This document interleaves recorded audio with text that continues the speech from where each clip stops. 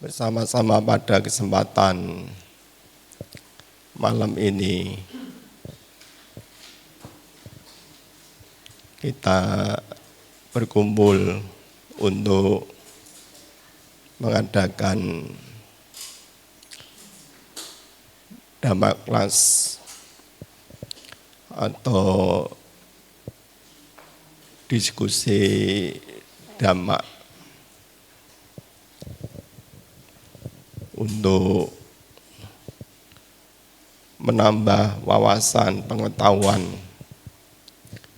Mungkin Dharma yang akan saya sampaikan nanti sudah Bapak Ibu, saudara-saudara sekalian pernah dengar atau juga pernah baca.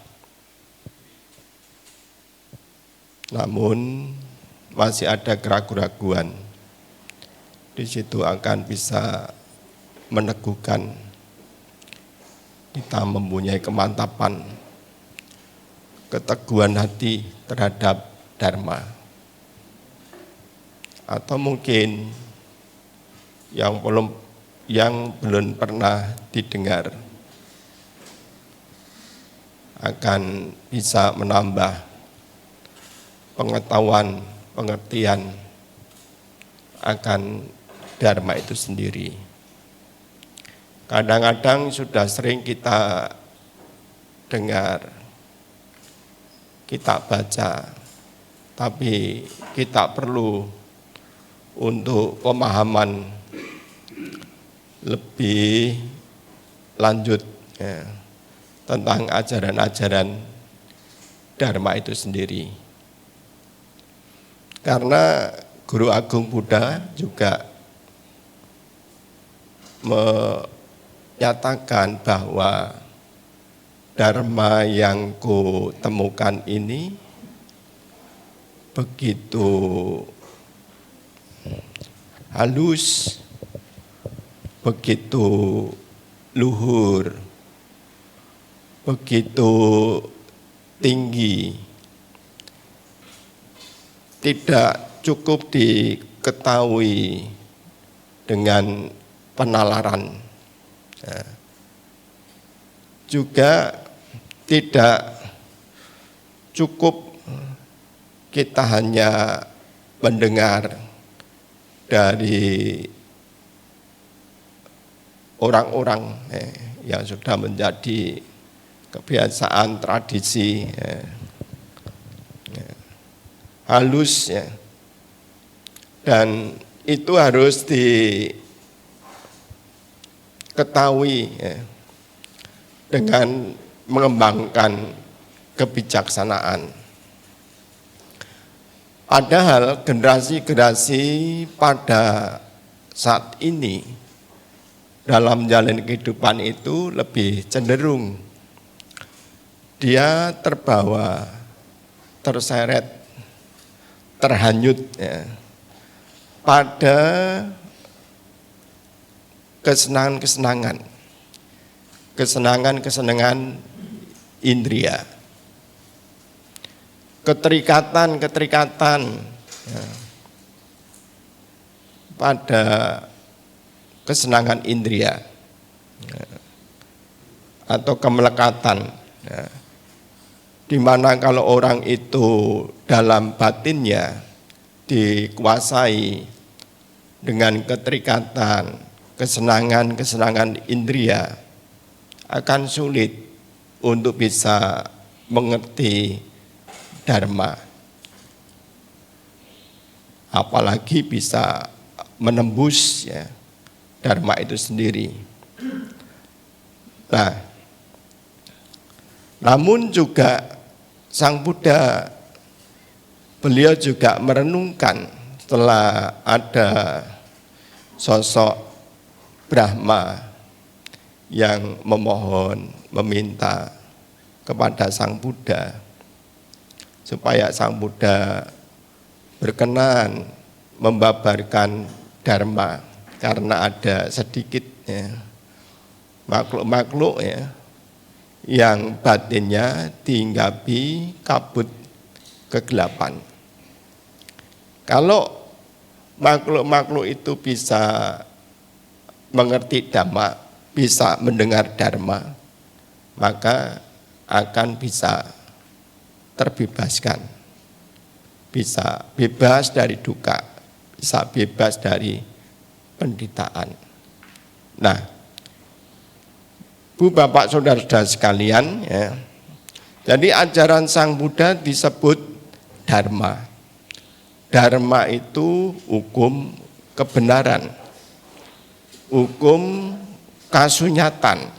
Nah, namanya hukum kebenaran, ya, itu sifatnya universal, ya, dan yang akan mengalami, ya, tidak hanya kita umat Buddha, tapi semua kehidupan, semua yang ada di alam semesta ini akan tunduk takluk terhadap hukum Dharma itu. Nah, Ibu, Bapak, Saudara-saudara sekalian, ya, kalau kita bisa mengerti Dharma, bisa memahami Dharma itu dengan baik, nah, kehidupan kita bisa enteng. Tidak hanya biku, tidak hanya berumah tangga. Kadang-kadang ada orang yang berpikir, wah, kalau sosok biku, dia akan lebih mudah untuk memahami Dharma, untuk mengerti Dharma. Tapi zaman Sang Buddha ada seorang biku di dalam Wakali Sutta, di sana dikisahkan Bante Wakali yang pada itu sedang sakit keras, ya, tidak bisa apa-apa, duduk tidak bisa, hanya berbaring, itu pun juga nahan sakit yang luar biasa. Nah, Biku Wakali ini meminta kepada biku yang lain untuk datang menghadap Sang Buddha supaya disampaikan salam hormatnya, ya, untuk sujud namaskara, ya, dan supaya Sang Buddha juga berkenan datang ke tempat Wakali, karena Wakali yang memang saat itu sedang sakit keras tidak bisa menghadap Sang Buddha langsung. Wakali memohon, titip pesan memohon supaya Sang Buddha berkenan untuk berkunjung. Nah, Bu, Bapak, Saudara-saudara sekalian, ya, pada saat itu Sang Buddha dengan menerima, ya, permintaan tersebut, memenuhi, datang untuk menghadap, ya, bukan menghadap, datang ke tempat Wakali yang sedang sakit itu. Pada saat itu sedang berbaring di ranjang, ya, sedang merasakan sakit yang luar biasa. Melihat Sang Buddha datang, Wakali bermaksud untuk menyambut dengan menahan rasa sakit yang luar biasa itu. Tapi Sang Buddha mencegah. Wakali, kamu berbaring saja, tidur saja. Kamu tidak perlu duduk. Ya, saya bisa mencari tempat duduk sendiri. Begitulah Sang Buddha. Karena tahu bahwa Wakali menahan sakit yang luar biasa, nah, sakit yang sedang dialami itu.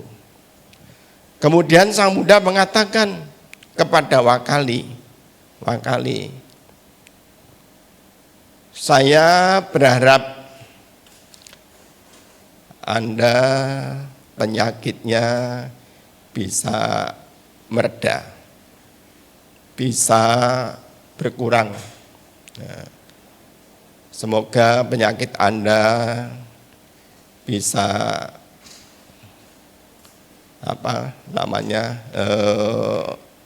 tidak terganggu perasaannya. Biasanya kalau orang sedang sakit, sakit keras, sakit parah, sakit gigi saja. Bapak Ibu pernah sakit gigi? Pernah ya? Sakit gigi aja, dengar tetangga nyetel son horeg di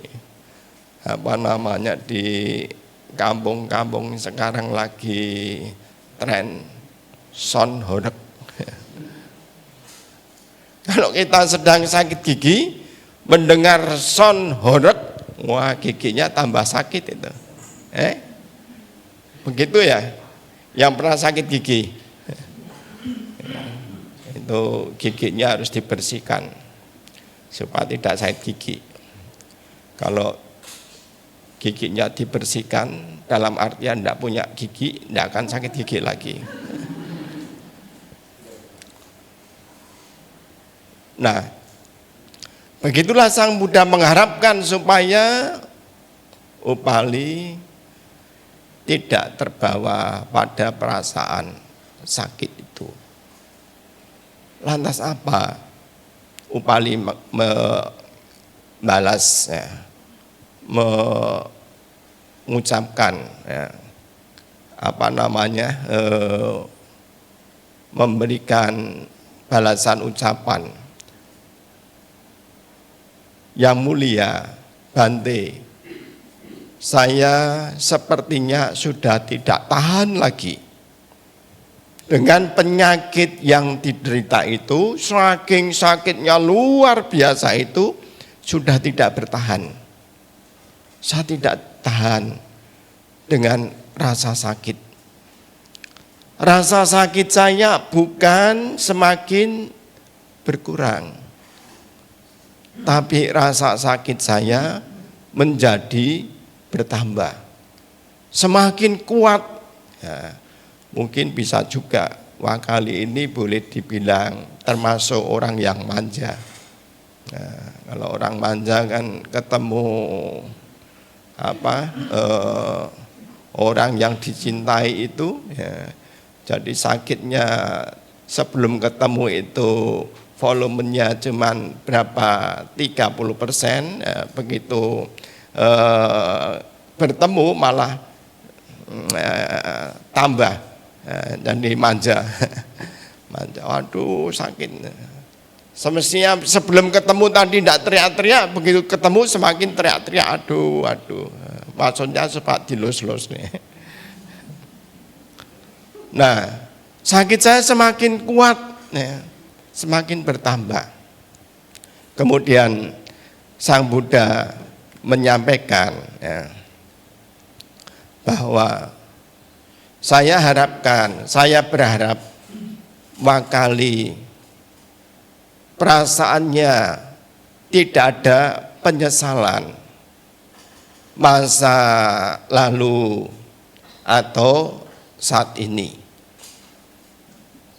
Tidak ada yang disesalkan, tidak menyesal dan tidak ada yang disesali. Kemudian Wakali mengatakan, saya tidak ada rasa menyesal, tidak ada perasaan menyesal, tetapi tidak ada alasan.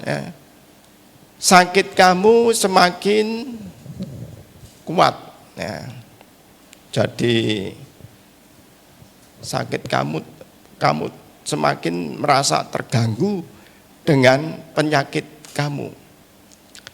Nah, kemudian saya berharap Wakali tidak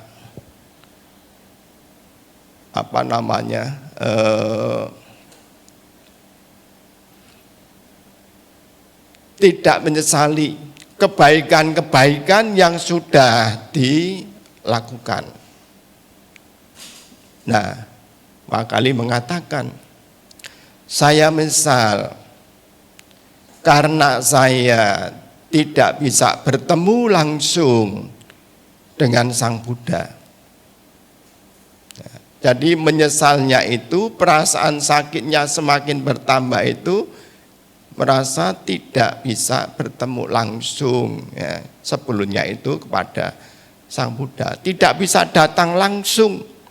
Ya, jadi dianya yang tidak bisa datang untuk menghadap Sang Buddha itu yang dimaksud. Nah,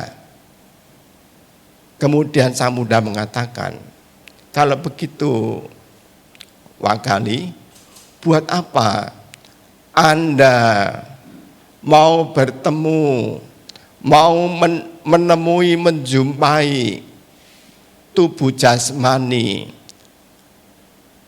badan yang penuh dengan kotoran, badan yang penuh yang menjijikan ini. Ya, badan kita ini kalau tidak dimandiin sehari, 2 hari, 3 hari, kira-kira menjijikkan tidak? Menjijikkan tidak? Diri sendiri aja merasa jijik, apalagi orang lain. Orang lain lebih jijik lagi itu. Ya. Sudah dimandiin pun juga tidak cukup. Kadang-kadang tidak percaya diri. Ya. Merasa belum mantap, belum yakin, belum percaya diri. Cari minyak, padahal sudah pakai sabun wangi.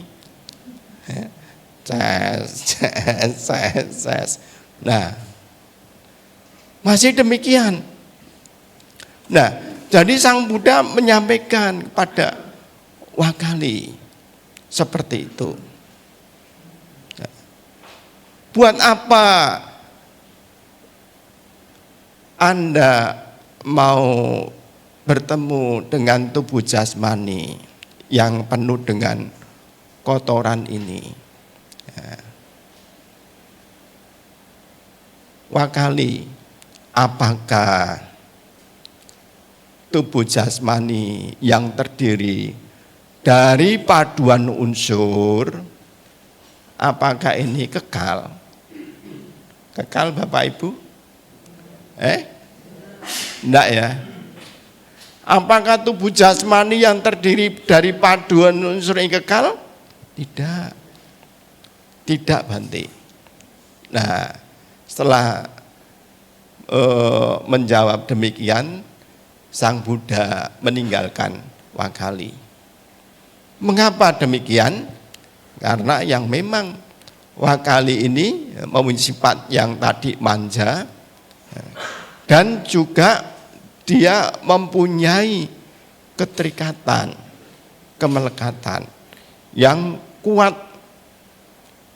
Disitulah yang membuat tersiksa batin. Batinnya Wakali, perasaannya merasa tersiksa karena tidak mampu, tidak bisa memahami Dharma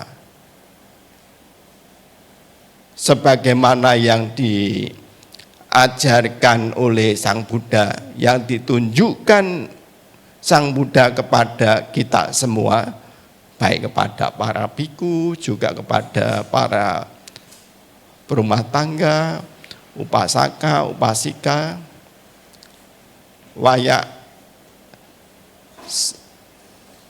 dhamma, wayak sangkara dhamma pamadena apamadena pamadetati.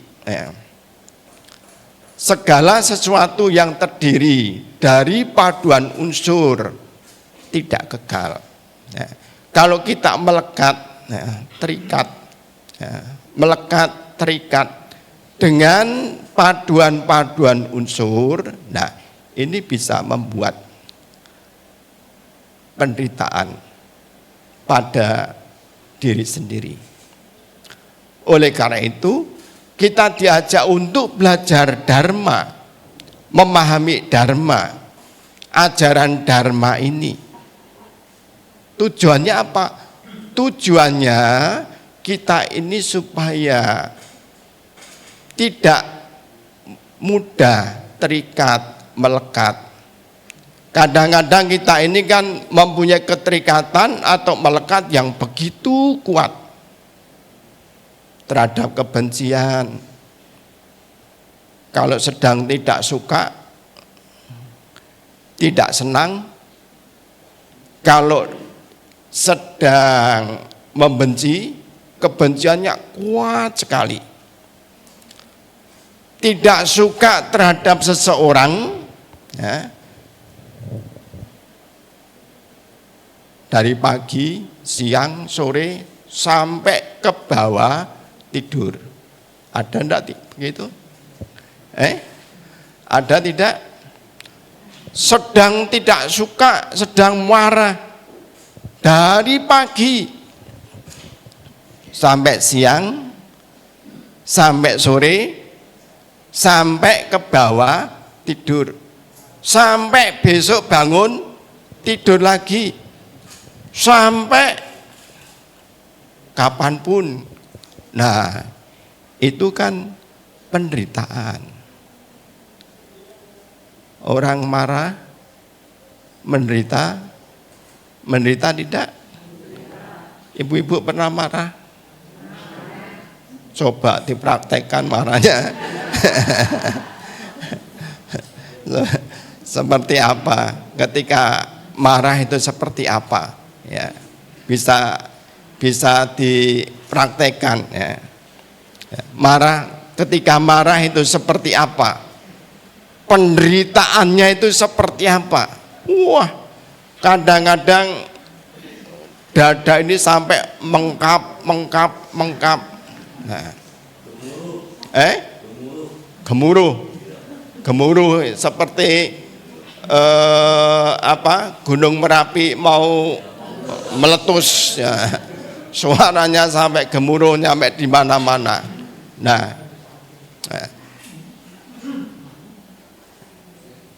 Nah, kalau itu kita melekat dengan hal-hal yang buruk seperti itu, wah, penderitaannya luar biasa.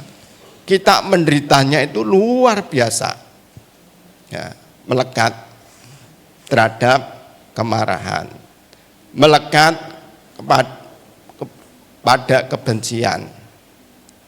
Nah, kalau kita bisa mengerti dharma, kita akan bisa memahami dharma, bahwa orang yang kita tidak sukai itu, istri atau suami atau anak atau adik yang tidak kita sukai atau pembantu, ya,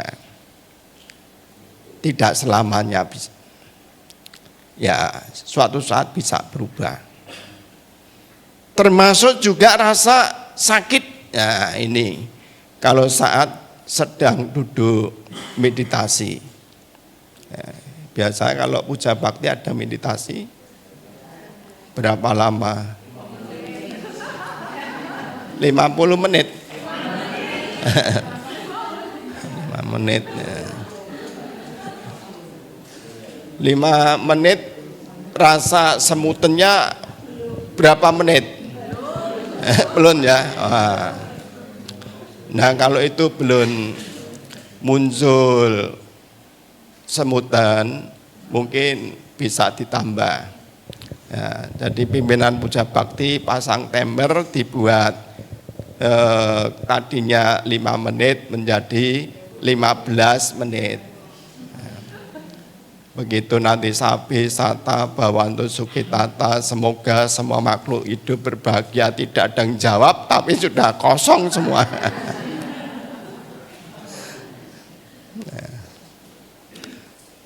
Nah, mungkin saat kita belajar duduk meditasi, sering sekali saya mengamati, bahkan mereka juga bertanya, Bante, kenapa kok saya kalau duduk lama di lantai tidak bisa kuat, tidak tahan lama, cuman sebentar saja. Nah, saat duduk meditasi, ya, tapi Pernahkah jagong? Jagong tahu ya? Jagong di tempat tetangga, jagongan ya, di tempat tetangga yang punya hajat, bapak-bapak utamanya duduk semalaman untuk tahan sambil buka kitab kecil, tahan itu. Itu tidak hanya 5 menit, 1 malam. Nah, buka kitab kecil. Nah, ada remi, ada domino, ada apa, tahan itu. Bahkan di kampung itu ya, duduk di pos, ya, di pos ronda itu, pos kamling. Oh, dia berangkat dari rumah jam 8 malam sampai besok jam 8 pagi. Bahkan ada yang jam 8 malam pulang jam 8 malam. Jadi duduknya berapa lama itu? Itu pun juga tanpa mandi, tanpa apa, tahan. Tapi begitu diajak duduk meditasi, waduh, baru 10 menit, 15 menit. Nah, kosel-kosel seperti cacing kepanasan, nah, tidak tahan. Nah, kita bisa menahan diri. Dengan cara apa? Dengan cara merenungkan segala sesuatu yang terkondisi tidak kekal. Segala sesuatu yang terdiri dari paduan unsur tidak kekal adanya. Ini bisa kita jadikan renungan dan untuk memotivasi diri kita supaya kita berlatihnya bisa lebih lama. Nah, duduk meditasi.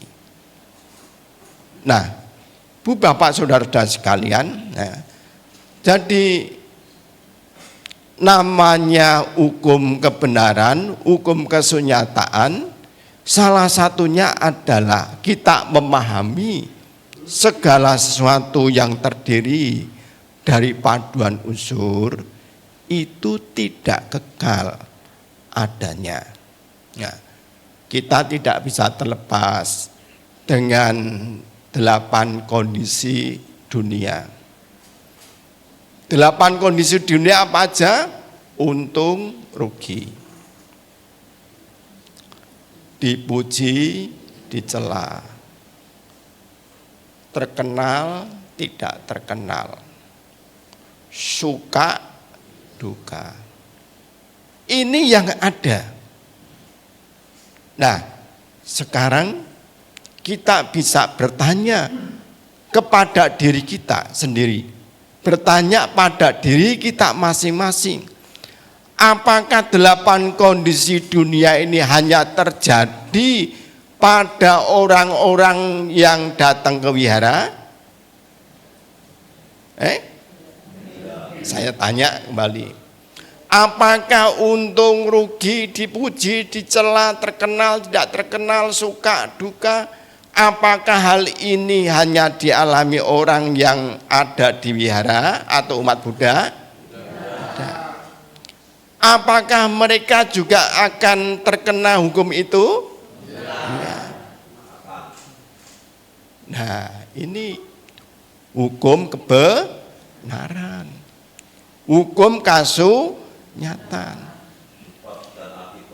Nah, termasuk juga hukum sebab akibat. Ya. Kita di sini untuk mengerti dharma, ya, belajar dharma, diajak untuk melihat hal itu. Nah,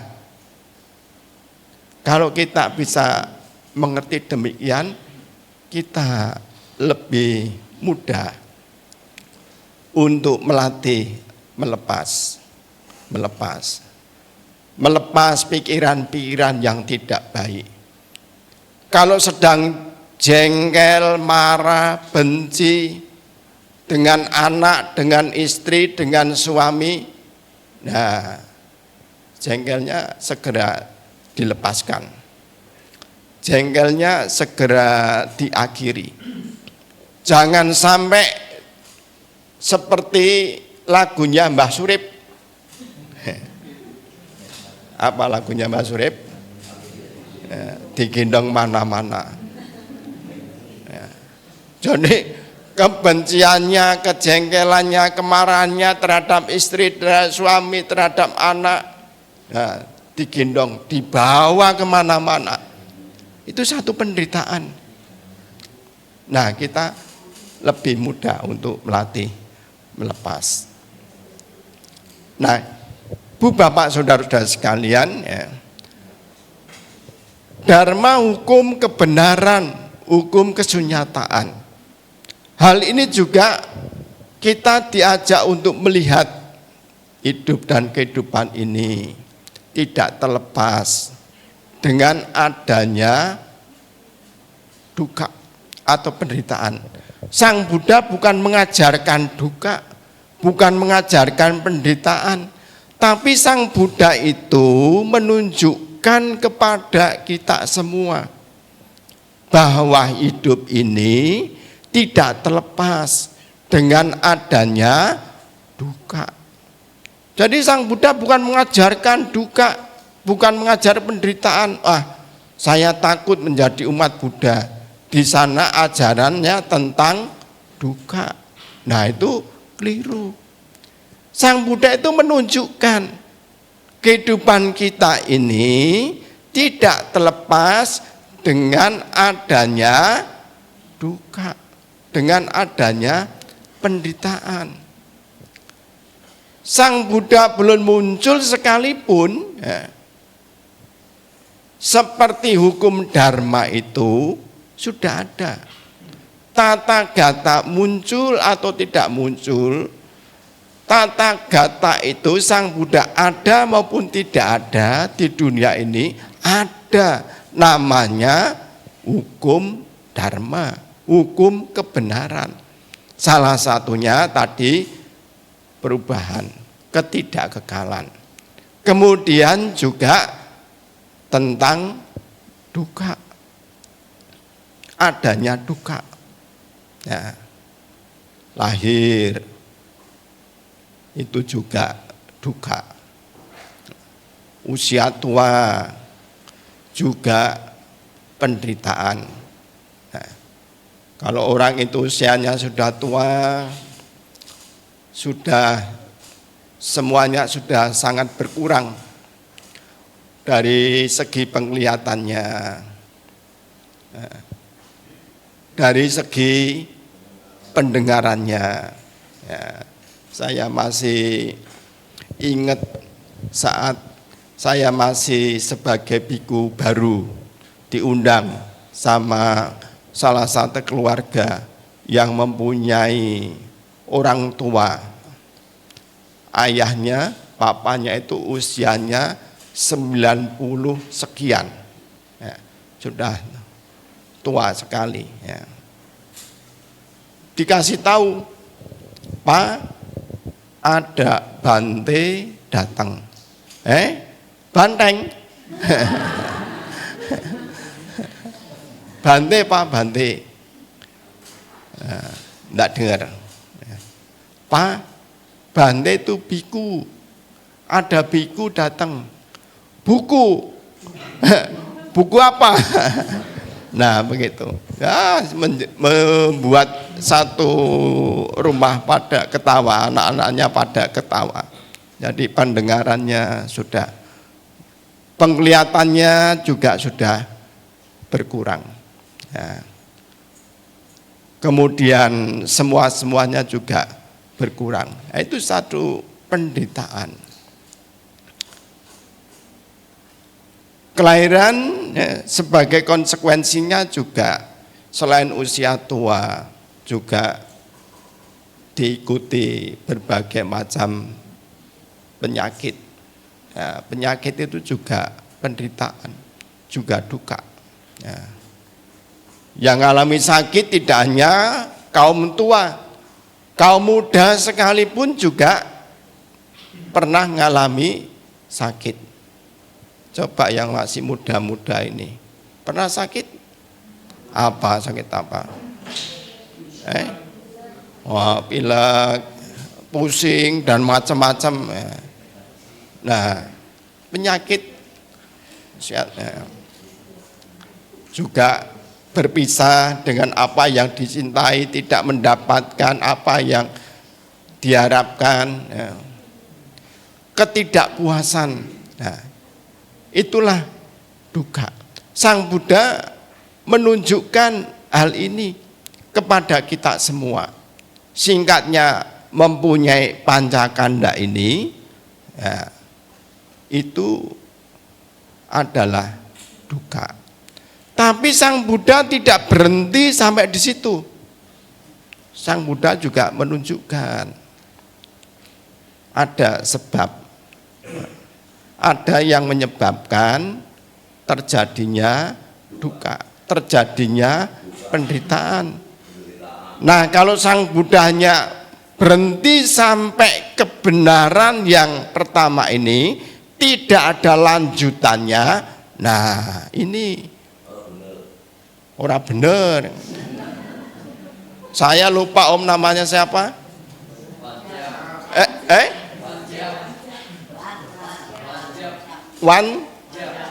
Wancap. Ya pokoknya itulah ya. Ya. Nah, begitu. Kalau Sang Buddhanya berhenti sampai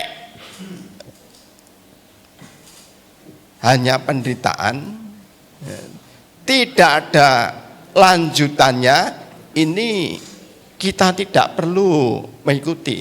Tapi Sang Buddha kehebatannya menunjukkan sebab-sebab ini, sebab duka yang menyebabkan terjadinya penderitaan. Sang Buddha menunjukkan sumbernya itu loh, sebabnya, sumbernya dari mana. Nah, itu Sang Buddha menunjukkan. Nah, dan Sang Buddha juga mengajarkan kepada kita semua, duka itu bisa dihentikan. Duka itu bisa dilenyapkan, yaitu kebenaran yang ketiga. Kalau kita ini bisa membebaskan diri dari pengotor-pengotor batin. Nah, kalau kebenaran yang kedua tadi sebabnya dari apa? Kesenangan-kesenangan indria, keterikatan, kegandrungan. Namanya orang sedang gandrung, ya. Gandrung itu tidak peduli, mledose gunung katanya begitu.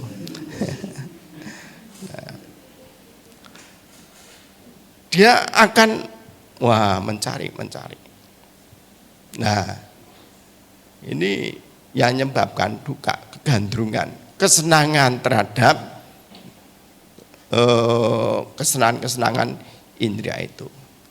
Nah, berhentinya duka kalau kita itu bisa melepaskan pengotor-pengotor batin.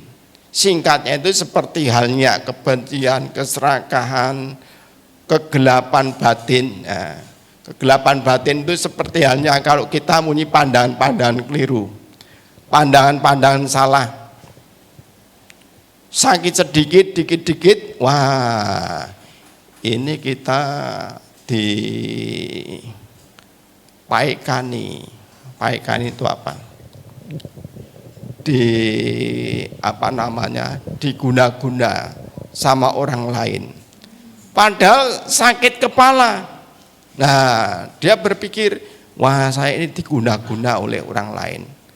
Ya, jadi kadang-kadang mempunyai pandangan-pandangan salah seperti itu. Pandangan-pandangan salah itu ya merupakan kebodohan. Nah, merupakan kebodohan batin, kegelapan batin. Nah, kalau kita bisa melenyapkan pandangan-pandangan salah, nah ini kita bisa terbebas dari duka. Tapi Sang Buddha tidak hanya berhenti sampai di situ. Sang Buddha juga sampai tuntas menunjukkan jalannya. Jalan untuk melenyapkan duka ini bagaimana? Sang Buddha tunjukkan kepada kita semua. Ada jalan Arya berunsur 8. Nah, kalau disingkat itu menjadi sila, samadhi, panya. Nah, ini merupakan dharma. Jadi dharma itu merupakan hukum kebenaran, hukum kesunyataan, ya, yang perlu kita pelajari, yang perlu kita pahami. Dharma tidak hanya sebatas yang ada pada buku-buku, tapi supaya kita mengenal sesungguhnya, kita tidak hanya sebatas sampai di teori, kita harus praktek langsung. Ya. Jadi praktek tadi sila, moralitas, ya. Kita berusaha bertekad. Kalau saat puja bakti kan mengulang kembali, meneguhkan kembali selain 3 pelindungan juga 5 latihan moral. Nah, itu meneguhkan kembali. Jadi ini untuk dilatih, merupakan latihan. Praktek sila, moralitas sebagai upasaka upasika ada 5 latihan moralitas. Kemudian samadhi. Samadhi itu terdiri dari 3 unsur di dalam jalan Arya berunsur 8 itu. Yaitu kita mempunyai salah satunya adalah daya upaya yang benar. Jadi kalau kita ini mempunyai pikiran-pikiran yang tidak baik, pikiran yang tidak baik kita jauhkan, kita buang. Kalau pikiran yang tidak baik itu belum muncul, kita berusaha mencegah, jangan muncul, jangan sampai muncul pikiran-pikiran yang tidak baik itu. Kalau hal-hal yang baik sudah ada, kita berusaha mempertahankan, mengembangkan. Kalau belum ada, kita harus berusaha untuk mengembangkan. Kalau sudah ada, kita kembangkan. Nah, ini usaha. Sing kudu diresiki, sing kudu ditata, yang harus dibersihkan itu dari dalam diri sendiri.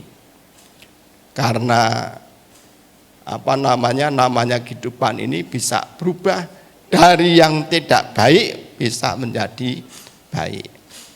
Kemudian kita diajak untuk selalu memperhatikan, gerak-gerik pikiran, ya. Gerak-gerik pikiran. Kadang-kadang pikiran ini begitu luar biasa, seperti seekor monyet yang kelaparan. Orangnya di sini, fisiknya di sini, tapi belum tentu pikirannya ikut di sini. Betul tidak itu? Orangnya di sini, tapi pikiran di rumah. Oh ya, tadi saya masak, kompornya belum mati.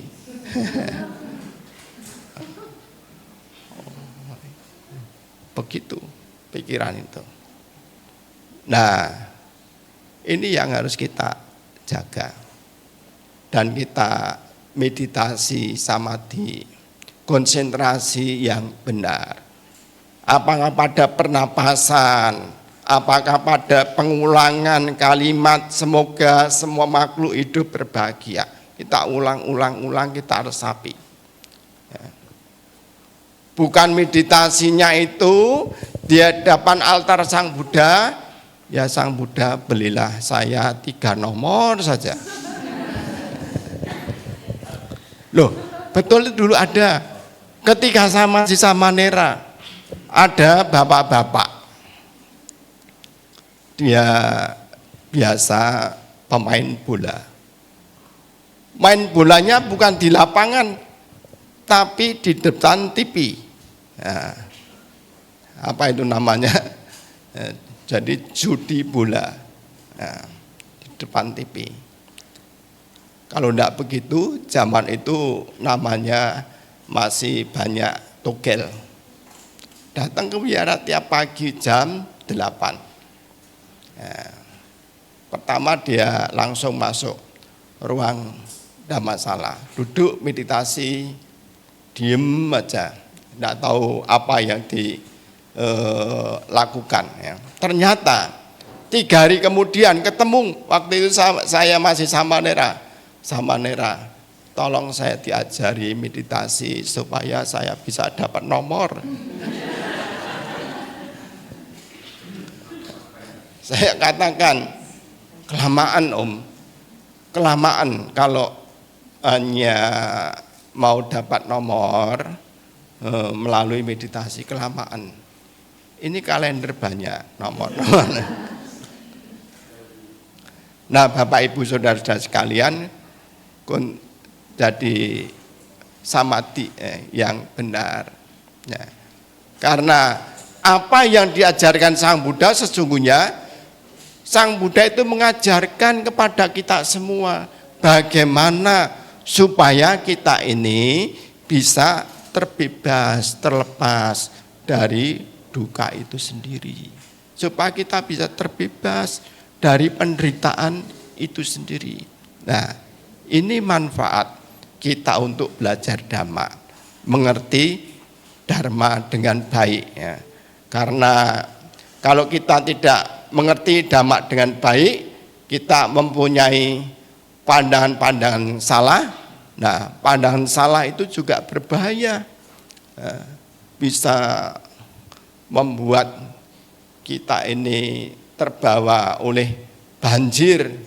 Banjir di sini ternyata istilah banjir atau kata banjir itu zaman dulu digunakan dengan istilah yaitu orang yang mengalami kelahiran berulang-ulang itu ya terseret oleh arus banjir. Ya. Banjir kelahiran, kematian, kelahiran, kematian. Nah, Bu Bapak Saudara-saudara sekalian, ya, wayak dhamma sangkara pamadina samaditati, ya. Jadi segala hal yang terkondisi tidak kekal adanya. Oleh karena itu kita perlu untuk belajar dhamma, untuk mengikis pengotor batin, atau supaya kita ini bisa terbebas dari duka. Demikian untuk mengawali diskusi pada malam hari ini, saya mengucapkan terima kasih atas perhatiannya. Saya kembalikan pada yang mengatur.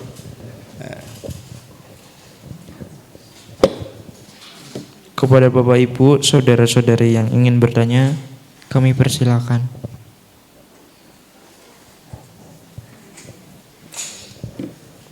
Nama saya Willy. Saya yang bertanya, dalam kehidupan sehari-hari kan kita, saya sendiri sering berbuat baik di Metta Wihara. Pada suatu kejadian saya punya masalah, itu yang nolong itu kan rata-rata bukan orang yang Buddhis. Nah, bagaimana menyikapi seperti itu dengan hal-hal, karena kadang-kadang kan kalau orang-orang yang non-Buddhis itu kan ada yang bersifat ikhlas, ada yang bersifat menarik umat seperti itu. Bagaimana kita sebagai pandangan orang Buddhis melihat pertolongan, menyikapi pertolongan-pertolongan dari orang-orang yang non-Buddhis, Bante. Terima kasih. Ya, untuk berbuat baik kita bisa kepada siapa saja, tidak hanya mereka yang kita kenal, bahkan juga kepada mereka yang tidak kita kenal. Kadang-kadang pada saat kita berada di perempatan jalan, persimpangan jalan, di sana ada orang yang minta-minta. Apakah kita kenal? Kita tidak kenal. Saat kita mendengar, oh sedang ada terjadi musibah, banjir, bandang, atau gunung erupsi. Sebagai orang yang baik, kita mendengar penderitaan, mendengar terjadi ada erupsi gunung atau banjir bandang, kita tergugah hatinya. Bagaimana kita untuk bisa membantu meringankan beban penderitaan mereka. Itu pun juga kita tidak kenal. Kita tidak kenal pada mereka. Begitu pula ya, sebaliknya orang lain pun juga demikian. Pada saat mereka melihat kita sedang terjatuh di tengah jalan, kadang-kadang mereka pada datang dengan tulus, dengan ikhlas untuk membantu kita pada saat kita sedang jatuh itu. Oh Bante, pada saat jatuh itu tidak ada umat Buddha yang menolong saya. Lah umat Buddhanya tidak lihat toh. Soalnya umat Buddha yang Tegal kan sedikit. Ya toh? Jatuhnya di mana? Umat Buddha teman-teman ini di mana kan kita tidak tahu. Tapi saya yakin kalau mereka juga tahu, mereka dengar. Ya. Tidak peduli kita tadi berbuat baik di mana. Ya. Kalau sesama kita yang kita kenal ini tahu, dengar, pasti mereka dengan senang hati untuk membantu. Ya. Jadi di tengah-tengah kehidupan kita semua ini, yang sesungguhnya masih banyak orang-orang yang baik juga. Yang walaupun mereka kadang-kadang tidak satu keyakinan, tapi mereka di antara mereka tahu mengerti namanya cinta kasih, kasih sayang atau kebijaksanaan itu adalah suatu tindakan yang luhur, yang mulia. Begitu ya. Jadi kita jangan menyalahkan wiaranya atau teman kita kok tidak ada yang ini. Mungkin belum tahu mungkin. Tapi begitu dengar nanti bareng-bareng ayo kita datang ke siapa tadi namanya? Willy. Begitu ya. Ya, tapi ya tetap harus senang melakukan hal-hal yang baik. Karena kebaikan itu seperti magnet. Magnet ini mempunyai daya tarik untuk ngangkat pasir, paku, logam itu magnet. Dan magnet itu yang ternyata tidak hanya untuk menarik, mengangkat benda-benda logam, tapi juga namanya magnet itu bisa memancarkan cahaya. Dulu sebelum banyak sepeda motor, mobil, orang daerah itu kalau bepergian naik sepeda ontel. Ya. Nah sepeda ontel bagaimana kalau malam ada namanya birko. Birko ya. Nah. Birko itu dijuluki birko yang sebenarnya itu kirata basa, kira-kira mencethok ben weruh kono. Makanya namanya birko, ya toh? Ben weruh kono. Nah, disingkat birko. Nah, ini mengeluarkan cahaya, digerakkan dari dinamo yang ada kepala kecil ini, tergesek pada roda.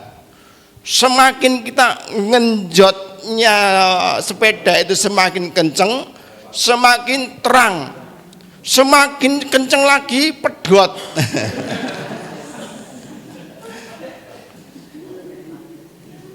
Nah, lantas apa yang di dalam dinamo itu? Yaitu tadi magnet. Magnet ternyata selain punya fungsi untuk mengangkat benda-benda, menarik benda-benda itu, magnet itu juga bisa mengeluarkan cahaya. Kebajikan juga tidak ubahnya seperti magnet.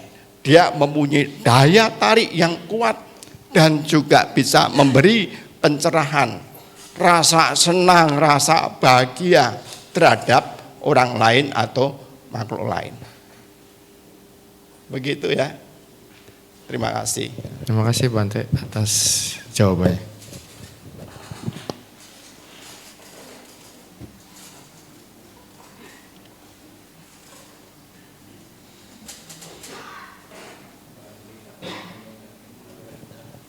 Adakah Bapak Ibu saudara-saudari yang ingin bertanya kembali?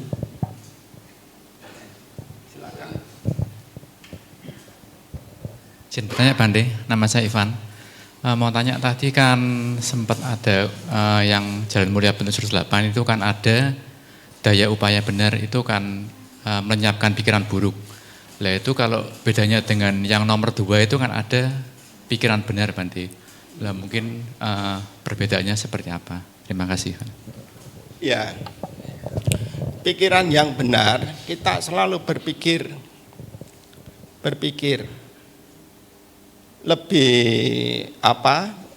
cenderung ke hal-hal yang kita pikirkan ini. Tapi yang tadi saya maksud kalau kita mempunyai misalnya pikiran-pikiran yang buruk sudah ada di dalam diri kita, kita berusaha untuk membuang. Kalau belum ada, kita mencegah. Kalau pikiran-pikiran yang baik ini belum muncul, kita untuk memunculkan pikiran yang baik itu. Nah, jadi di sini kalau pikiran benar itu kita selalu berpikir tanpa kebencian, kita yang belum terjadi. Tapi kalau yang ini yang sudah ada. Yang sudah ada, yang sudah kita alami. Hal-hal keburukan-keburukan, ya. Sebenarnya lebih tepat keburukan-keburukan yang sudah ada di dalam diri kita ini, ya termasuk yang pikiran, ya apa ya, keburukan-keburukan yang sudah ada di dalam diri kita ini, berusaha kita buang. Yang belum ada kita cegah, jangan sampai muncul keburukan-keburukan itu. Kalau kebaikan-kebaikan itu belum ada, kita berusaha untuk memunculkan kebaikan-kebaikan itu. Kalau kebaikan itu sudah ada, nah kita berusaha untuk mengembangkan. Tadi saya menggunakan istilah pikiran ya. Mungkin kita jangan mempunyai pemikiran atau pandangan yang ini sempit. Jadi di sini yang sebenarnya ya apapun yang ada di dalam diri kita ini yang buruk-buruk. Ada sifat-sifat yang buruk yang sudah terbawa dari sekian lama. Termasuk juga misalnya kita ini mempunyai sifat malas. Apa-apa itu mau melakukan rasanya malas. Nah, kita berusaha membuang kemalasan-kemalasan ini. Kalau kemalasan ini belum ada, kita berusaha mencegah. Jangan sampai kemalasan itu ada pada diri saya. begitu mendengar pengumuman yang di-share lewat handphone, lewat WhatsApp, besok ada puja bakti. Ya. Tanpa diminta, tanpa disuruh, begitu baca, oh langsung datang. Tapi kalau kita sudah dasarnya sudah mempunyai kemalasan, ya, tidak mempunyai niatan yang berubah untuk menjadi baik, begitu baca, walah puja bakti ya karepmu, ora ya karepmu, kan begitu. Nah, tapi kalau kita ini mempunyai niatan untuk berubah dengan baik, ya kita buang kemalasan itu. Jadi lebih cenderung hal-hal yang tidak baik. Hal-hal yang tidak baik apa? Yang mencakup pikiran, yang mencakup ucapan, yang mencakup perbuatan, kebiasaan-kebiasaan yang tidak baik itu. Yang sudah ada, kita berusaha meninggalkan. Yang belum ada, kita menjaga. Nah, yang sudah ada kebaikan-kebaikan itu kita kembangkan. Jangan tadinya kita rajin puja bakti, rajin baca parita, rajin meditasi, gara-gara temannya, pacarnya tidak kelihatan atau dibawa orang, males baca paritanya, males ke wihara gitu. Nah, habis pacar saya dibawa orang ya malah kebetulan jadi bantai saja.